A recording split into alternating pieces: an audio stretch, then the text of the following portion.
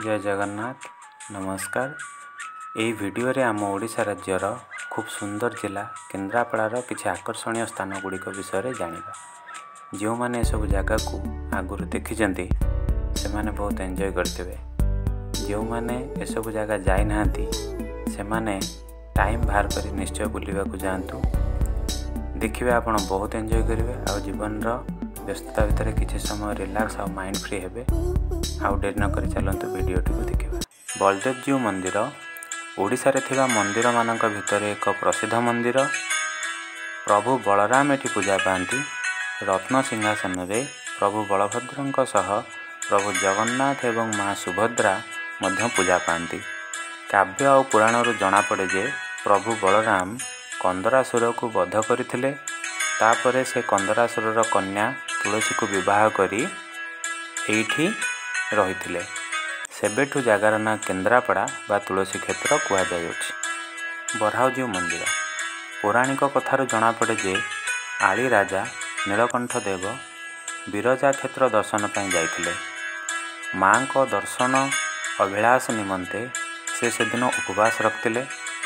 परे तांको स्वप्नादेश होता से विरजा मंदिर बराहजीव को आनी आली मंदिर रे स्थापना करथिले।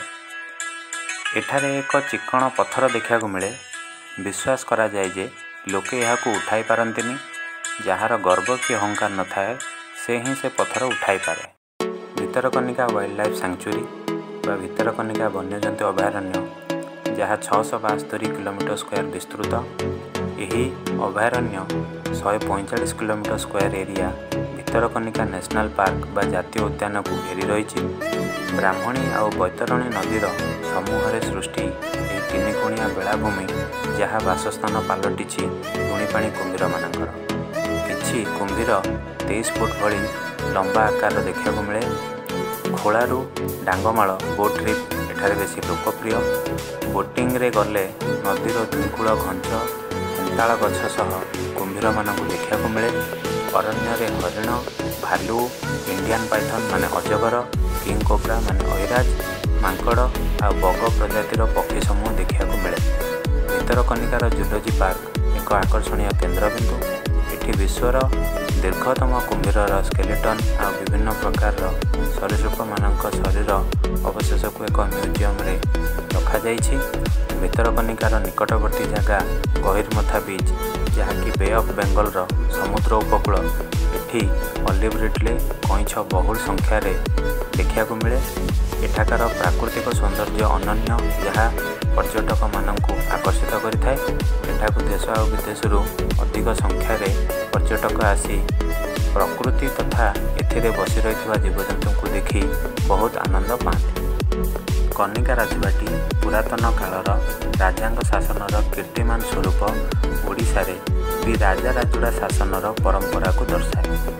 राजकनिका प्रसाद कनिकार राजा राजेंद्र नारायण भंजदेव द्वारा निर्मित एक विशाल प्रासाद। राजबाटी 4 एकर जमी निर्मित एवं यार उच्चता 75 फुट। कनिका पैलेस भितर एक संग्रहालय अच्छी जोठारे राजांक युद्ध उपकरण एवं विश्वर सर्वबृहत कुंभीर खपुरी देखिपारे। हाथी खपुरी हाथी पाद एवं बाघ संग्रहालय अन्य एक आकर्षण जहाँ पर्यटक मानक आकर्षित करे। संग्रहालयर प्रदर्शनी रे कनिका राजवंशर राजांक चित्रकला पालिंकी पोशाक अस्त्रशस्त्र राजकीय छता खंडा एवं राजंक द्वारा व्यवहृत महंगा सामग्री अंतर्भुक्त। यही प्रासाद को खरस्रोता एवं बैतरणी नामक 2टी बड़ नदी घेरी रही। राज्यर विभिन्न स्थानरू एवं बाहर थिबा पर्यटक माने यही प्रसाद को देखा आसती। गोजबाणी मंदिर बाघड़ियार अवस्थित मार्साघाई बजार प्राय 7 किलोमीटर एवं केन्द्रापड़ा सहर 19 किलोमीटर दूर रे यही मंदिर देवी गोजबाणी को समर्पित। माँ गोजबाणी मुख्य पर्व होची झामु यात्रा जहाँ पणा संक्रांति अवसर में अनुष्ठित हुए। यह उत्सव में बहु संख्यार भक्त जोग दियंती। माँ गोजबाणी मुख्य दिन होची प्रत्येक मंगलवार एवं गुरुवार। भक्त माने पूजा करने निमंते आमिष माछ घांट माँ को अर्पण करती। भक्त मान विश्वास करती जे देवी सेमानंक अनुरोध को पूरण करती। ओडिशार केन्द्रापड़ा जिलार एक पर्यटक आकर्षण होची गोजबाणी मंदिर। जिते बुलिले कौन लाभ, पेट जदि खाली थिबो କିଛି ଲାଭ ନାହିଁ। ଆସ ଗୋଟେ ଡିଲିସିୟସ୍ ସୁଇଟ୍ ଡିଶ୍ ଚାଖିବା, ଯାହା କେନ୍ଦ୍ରାପଡ଼ାର ଫେମସ୍ ମିଠା। ଆକୁ ରସାବଳି କହନ୍ତି।